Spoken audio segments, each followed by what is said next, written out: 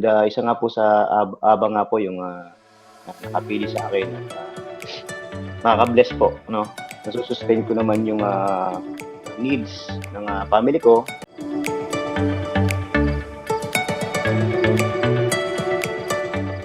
Right, sir. So, ayan, no, kasama natin si Sir Leo today. So, sir, Yes po, good can you morning tell po. us, morning, Yun po. ayan. Can you tell us po, how long na po ba sila na nandyan sa Hungary and ano po yung pinaka na-enjoy nila sa stay nila or dyan sa, habang nag-work po sila sa Hungary? Start po ako dito nung last January 15, 2024. So, 1 year and 7 months na po, to be exact. At Mhm. syempre, yung isa sa pinaka maganda po rito, bukod sa libreng accommodation, yung yung mga libreng kuryente at saka tubig, tapos libreng wifi, at bukod doon, yung libre din pamasahe namin na transportation, yung mga gamit namin sa bahay, talagang provided pa rin ng agency namin dito, which is yung job day natin. At syempre, ang isa sa pinaka-paborito ko po dito ay yung mode of transportation nila po ay talagang napaka-convenient po. Yun Opo. talaga yung na-enjoy nyo Mhm. dyan sa, ano, habang Opo. nasa Hungary kayo. Wow. Basic Wow. lang po yun. Mm. Okay. Ano po ba yung ano po, yung buhay po ninyo or yung career po ninyo before po kayo naging machine operator po, no, sa Hungary? Blessed po rin po ako sa company ko sa Pilipinas, which na stable naman po yung aking financial sources doon, yung pagiging regular ko po sa trabaho, as well as yung appointee holder po ako dun sa sa bilang section leader po sa dating company namin. At which is na po-provide ko naman yung needs ng aking families. Kaya lang, siyempre po sa sobrang yung time na po yon, sobrang taas na rin po ng bilihin po natin sa Pilipinas, di po ba? Sobrang taas ng Tama. bilihin, tapos kagaya niyan, tatlo na po yung anak ko, so nag-aaral din po sila. Plus yung binabayaran kong yung bahay, dumadagdag pa yung mga gastusin like mga gasoline, mga gas, tapos yung mga pagkain. At talagang parang nahihirapan akong i-budget yung aking kinikita. So nung time po na yon, talagang talagang nagkanda utang po ako noon. Parang hindi ko na yata kayang makasurvive ng ganito. So naisipan ko na lang po na sige po, yan. Mhm. Nag-usap kami ng mag-asawa ko, sabi ko kailangan ko na talaga yatang makipagsapa na rin sa abroad. Hanggang sa dumating yung time na nag-apply ako nitong March something, 2023. Kayo yata po yung pinagpasahan ko, hindi ko po matandaan. Then, ayun po, tinawagan ako nung mga bandang August yata po yon, na may initial interview po para dun sa opening ng job din as a CNC operator. At yun po, thank you din ako sa mga sumuporta din sa akin, yung mga naging kaibigan ko dito na nandito na, yun ang nag-guide sa akin para sa mga process po, yung mga step by step po. Tapos thank you rin po sa ABA kasi nandito ako ngayon.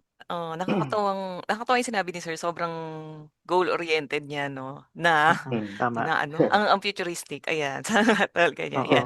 Okey, Talaga ano, so 'no, Leo, mm, 'no, we really appreciate your ano, 'no, Opo. your sacrifice, lalo na po sa family po ninyo, as you know, dahil nga mahirap Mm. talaga mag-ano, 'no, ng kumita malaki, 'no, Opo. dito po sa Pilipinas. Kaya we are really forced to our end, 'no. Opo nga. Kaya Mm. we truly ano po, na-appreciate your attendance po dito po sa ano po namin, 'no, Stories Opo. Overseas. bakit nga ba Hungary of all ng mga pinasahan niyo at Hungary ang naging ano, final destination niyo ba o final na ba or bakit nga ba Hungary po napili niyo? Yung time na nag-email sa akin si Ma'am May noon, na Hungary nga po yung destination. So, na-curious ako. At upon research ko, nakita ko yung mga yung isa sa binibidan nila dito, yung mga ah, tawag dito, mga spots ng mga tourist. So, ang dami. Parang naengganyo tuloy ako. Sabi ko, ito yung nag-trigger sa akin na, haba, tapos rin, syempre euro, which is malaki din ang currency, malaki yung sweldo. At syempre, may snow din. Yun ang snow rin yung inaano ko. So, Tama, yun po tama. yung nagano sa akin, kaya isa sa Hungary yung ano ko. Good to hear naman, 'no, Leo, 'no. So, Leo, 'no, ma-share niyo po ba sa akin, ano po ba talaga yung goals po ninyo, 'no, before po kayo nag-Hungary? And stay niyo po ba, na-achieve niyo po ba 'to, or nagbago po ba yung goals po natin? So, maganda po yung tanong na 'to 'no, kasi masasabi kong, napakalayo pa dahil kasi yung depende kung ano, sa tao kung paano niya i-manage yung finances niya, yung bale sa experience ko po yung, medyo nandun ako sa part na ano, na nakakabayad ako ng utang ko ngayon. Nasu-sustain ko naman yung, needs ng, family ko. Sa akin naman po, nandun pa rin tayo sa goal na yun.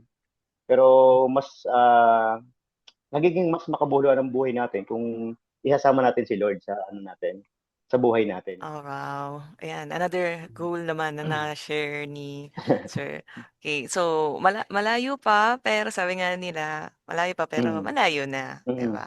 Paano naman, Opo, a bit by bit may na-achieve si opo, sir, yun dun sa goal niya. Wow, congrats, opo. congrats. Yung small wins natin dapat sine-celebrate 'yan, oh, 'di ba? Opo. So Opo it's naman very po. important din, no, na celebrate natin yung mga small wins natin. Regardless kung small or big wins, basta we have Lord, no, sa puso po natin, no. So Tama. God bless sa'yo, ano, no, Leon, no. Thank Alright? you po. Yes. Alright. So, Sir Leo, can you tell us Opo. naman po, can you share with us yung application process niyo po dito sa ABA? Paano po yung, ano nangyari, anong first step na ginawa ninyo? Paano niyo na-discover yung Mm. vacancy? Paano kayo nag-apply? Sige. And, isa nga po sa ABA nga po yung, nakapili sa akin at, nakaka-bless po 'no. Bale August 18 po nung ma-receive ko yung email ni Ma'am May noon na parang, parang interesado siya dun sa aking ano, sa aking, resume until, September 13 po. Yun, tanda ko nagka-ano kami ng ano, ng, initial interview. Tapos, September 27 po, naka-receive naman ako ng email for the, final interview date. So, nakapasa tayo sa initial interview, sa assessment. And then, September 29 po yung final interview namin sa Zoom meeting, hindi ko na kung Zoom meeting ba yun o Messenger po ba o ano. Google Basta Meet, no. virtual po, virtual po yung Virtual. ano. October 2 po yung na-receive ko na nakapasa daw po ako sa ano, sa interview. Tapos sa October 16, doon na po kami nagkaroon ng ano, ng PDOS, yung pre-departure orientation seminar, ano po, via Zoom din po 'yon. Tapos sa October 23 po noon, nag-ano na po ng ano si Siemens ng ano uniform, parang kinukuha na po yung mga sizes namin. Tapos sa December 11 po noon, nag-ano na kami ng ano ng visa, appearance po 'yon, visa appearance. Tapos December 27 po yung ni-release yung flight ticket namin. Until January 5 ay final briefing. Tapos January 8 po ay yun po yung ano na, mismong flight na namin. So, So, bali sir, nag-start kayo ng August, and then parang, tama, less than 6 months ano, nakalipad na opo, sila. Wow, opo. okay. And Mm. then in 2 6 months weeks, yung, opo, within 2 oo, weeks. Mm-mm. Ano, in 2 weeks nabigyan na sila ng ano, ng advice. Wow, medyo opo. mabilis. Mabilis na yun. Siguro Mm. ano, mabait din si 'tong si sir. Mm. Kasi Sa Very ano po, ano ano siya, compliant. 'no, kinukulit compliant nga namin 'to nun, 'no? kinukulit nga namin nun kayo si ano, si Aba po, nung kinukulit kung kailan po yung ano, kasi ang tagal nga po. Ang problema Mm, po kasi, para po sa ano, yung mga ibang aspiring na OFW na wag mainit kasi depende naman po kasi sa employer yun Depende sa mm, gusto ng employer yon. So hindi naman ay hindi parang inaapura namin kumbaga parang siyempre parang naghahanap lang kami ng confirmation kaya kami nagtatanong noon sa ano, mm, ABA. So yun lang yun. mhm. Kailangan lang maging ano, lawakan mo yung patience mo sa mga ganitong ano. If I may just add dun sa sinabi ni Leo 'no, medyo Mm. ano rin kasi ang daming factors na Oo. Maraming kino-consider factors. 'no, Mm. minsan Mm-mm. yeah, minsan sa employer, minsan sa ano, sa end part naman din na applicant, marami. So, maraming Mm. factors na nakaka-affect para dun sa Mm. pag-progress nung application, eh. Pero Mm. focus lang 'di ba, oh, tsaka lang, oh, yan si Opo. Leo, andiyan na, oh, 'di ba? Wow. Oo. Kaya Leo, no, we really appreciate din po, no, yung, I guess, very, din po kayo, no, compliant nga, no, tsaka very patient po with us, no. So, I remember, parang may isang period na naalala ko nung dati yung in-inform ako ni May na, na dun sa batch po ninyo, madami nag-follow up po, no. So, Opo. very, din po kami, very insistent din po kay Jobtain na, uy, what's happening? What's going on? Opo, kasi Ano nga pa po no'n nangyayari ano sa na ano, delay, eh. ganun. Mm. Most importantly naman po, no, dito po sa Abo po, no, we are able to reassure po sa inyo Mm. na po, no, na natupad nga po natin, no, yung mga pangarap po natin na makapag-abroad po, no. Ayun, Opo. no. So, speaking of abroad, no, na yun, na that you are currently working po, no, sa Jobtain po, no, na-promote po ba kayo? Or iba na po ba yung role po ninyo dun sa initial po na in-apply po ninyo dito po sa ano po, sa nung nakarating kayo sa Jobtain? Or tell us about po dun sa ano po, no, sa day-to-day po na routine po ninyo dyan sa ano po, sa Siemens. Nung una po, nung unang taon kasi sila yung laging pumupunta dito sa accommodation namin para sa ihatid yung ano namin, yung mga monthly tickets namin sa transportation. Pero nung, nasanay na kami, kami na po yung pumupunta dun sa kanila. And then, isa sa nakita kong ano rin nila, yung struggle nila, yung bago namin pagdating dito, kahit madaling araw, talagang nakasupport sila sa amin dito. Dala-dala nila yung mga printer nila dito sa ano, sa accommodation, ang bibigat. Nasa 4th floor kami dito, talagang umaano sila, yung nandito yung ano nila, yung presence nila. At yun, yung mga pinirmahan namin, daming pinirmahan. So, ayun po, naging smooth naman po yung ano sa ano. Working overseas po, eh, marami talagang gagawing adjustments po dito. No? Kagaya ko na first timer, first timer lang mag-abroad. So, marami kang kailangang ano, gawing adjustments sa mga katrabaho mo. Alam naman natin na sila naman ay galing din sa iba't ibang company, iba't ibang lugar sa Pilipinas. Kumbaga, iba't iba yung ano nila, yung culture na kinalakihan nila, yung pinagawian nila. So, ganun po, mga pag-adjust. Tapos yung adjustments din, yung, siyempre, yung time natin, magkasalungat dyan sa Pilipinas. So, yung pagtawag sa Pilipinas, so kailangan i-schedule din natin. Tapos, ano pa ba, yung ano natin, hindi ka marunong magluto, matututo ka magluto dito kasi lahat ikaw yung gagawa sa sarili mo. At kailangan mo ring magano, kasi syempre nasa ibang language tayo, so kailangan i-familiarize mo yung mga common na ah, ka, mga common na halimbawa pagbate, simpleng thank you, mga ganun. Kung kailangan mong matutunan, kailangan mong pag-aralan yung language nila. Sa transportation nga po, maninibago ka, napaka-convenient. Then sa promotion, masasabi ko naman na pare-parehas lang naman po kami na CNC operators dito. Yun nga lang po, siyempre kami yung first batch. Kumbaga parang nag-level up lang kami kasi kami yung nauna. So kami yung kagaya ngayon, meron kaming ginaganap, mag-undergo kami ng training sa crane. At the same time po ay nagtitrain na rin po kami sa bagong machine at nadagdagan po kami ng level sa ano ng skills namin dito sa Hungary. Paakit po ng paakit pa unti-unti. At syempre pagtaas po ng level at may konting karagdagan naman po sa basics namin. Yung usual day-to-day routine, so explain ko lang po yung schedule namin. So bali para mas maintindihan nyo, yung company po namin kasi ay may 4 na shift. So A, B, C, D. So ako po yung C, nasa C po ako. Bali kami pong mga Pilipino ay dinivide po sa lahat ng mga shift na yon. Kung mapa-day shift or night shift kami, 3:00 kami ng madaling araw kami gumigising. Kami po yung nandito sa ano yung nasa sentro kasi yung iba pong mga Pilipino na medyo malapit dun sa ano sa company. Siguro 4:00 po sila gumigising. Pero kami dito sa medyo malayo, nasa ano po kami, 3 AM ko may gumigising. Mga 5:20 nandoon ka na sa makarating ka na ng ano ng station dun sa company. Tapos maglalakad kami sa company namin mga 3 minutes. Pag sa night shift naman, yun, galing ka ng night shift, inaabot kami ng 3:00 ng hapon sa paggising kasi nga nakakapuyat din, nakakapagod din po yung 6 to 6 po yung schedule namin. Can you share with us? Opo, Ano ba yung mga madalas niyong niluluto diyan, nababaon niyo? yung adobo, kaldereta, apritada, yung mga Bicol Express, yan po yung Dalang-dala mga ang mga Pinoy food dun, Oo. opo, Sir Leo, talagang dito nag-try po ka ba ano, kayo? opo, Sorry. opo, Sir Leo, nag-try po ba kayo opo. magluto ng Hungarian food? Mga tinurusan niyo ng Hungarian mga food, Hungarians? Oo, opo, yung tinatawag nilang parang goulash na parang goulash. ano, Mm. na goulash na Ano medyo po yun? similar or kahawig siya ng parang kaldereta, parang kahawig na kaldereta.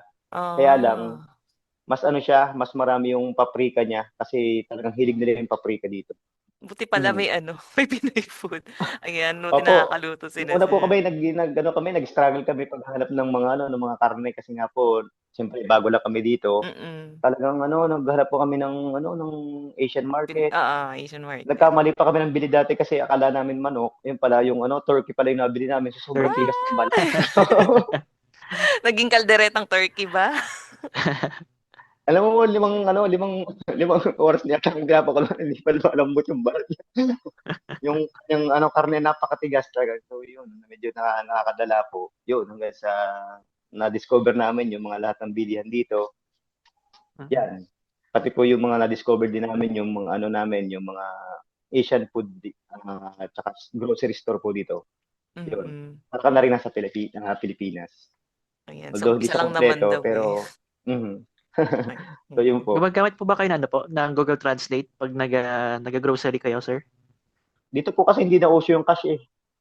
Oo. So, more on ano na kami dito, NFC. Kung familiar kayo sa NFC, yung itatap nyo lang yung cellphone nyo. I-connect nyo lang yun sa Google Pay, tapos yung Google Pay naman nakakonect sa inyong ATM. Kapag magbabayad kayo dito, self-service na po. Hindi na po kagaya sa Pilipinas na may bagger dun sa pag nag-grocery kayo, may bagger na nag-aantay dun. Siyempre, magbabalot. Dito po, ano, kailangan may dala kang ano, na eco bag or something na pwede mong paglagay ng mga stops mo. So, yun, ano, scan mo lang yung labels, tapos patong mo sa kabila, pindot-pindot ka lang para magbayad, pipili ka ng mode of ano mo, kung siya ba ay cafeteria or anong gagamitin mo, yung ATM. Kasi may ano po kami, ini-issue din nga pala si company sa amin na kung tawagin po ay safeguard. Yun po yung sa English po ay cafeteria card na nagkakahalaga po ng 42,000 foreign po dito. So, malaking bagay na po yan sa amin. Pays to be techie pala, no? Kailangan medyo techie ka rin or kailangan Opo. well, ano ka Nung rin, una kami, aware talagang ka rin dun sa sa nakakahiya po ganun kasi pag changes. nandito ka, yung magbabayad ka tapos ano, yung Nakash. oo, Okay. meron kasing ano, meron kasing hindi nakakaintindi talaga ng English so kailangan mo talagang gumamit ng Google Translate. So Gano'n. Meron po kasing iba nakakapagsalita ng English, meron ang iba hindi talaga. Tapos sir, how about din sa ano naman, sa working environment, like paano naman kayo with your colleagues, like yung mga kasama niyo po ba ngayon diyan sa Opo. accommodation, sila rin yung kasama niyo po dun sa work? Paano yung relationship niyo po with each other? Pinipili kami kung sinong mga gustong magkakasama 'no. So, kami naman yung kung sinong magkakakilala yun ang nagkasama-sama.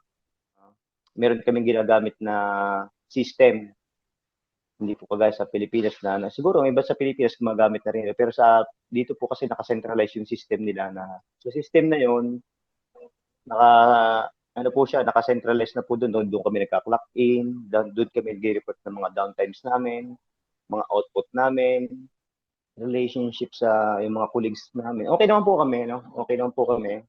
Pero talaga, I admit nung una talagang nahirapan din kami sa pag-adjust sa mga kasamahan kasi nga po, lalo na sa,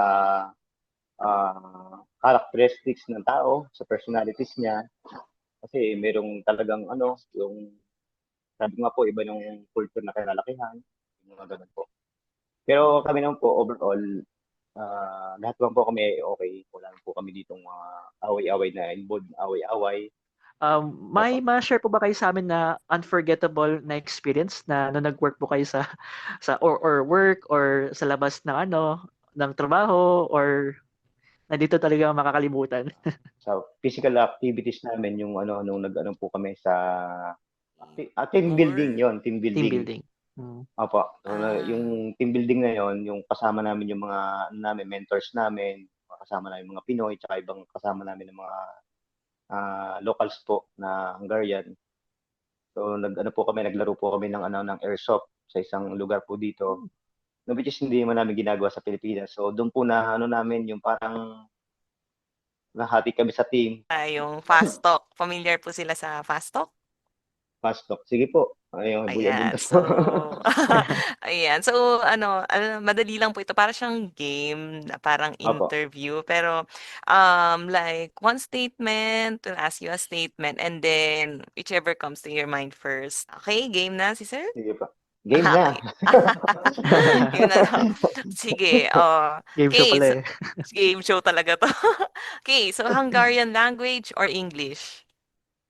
English po. English. Hungarian food or Filipino food po?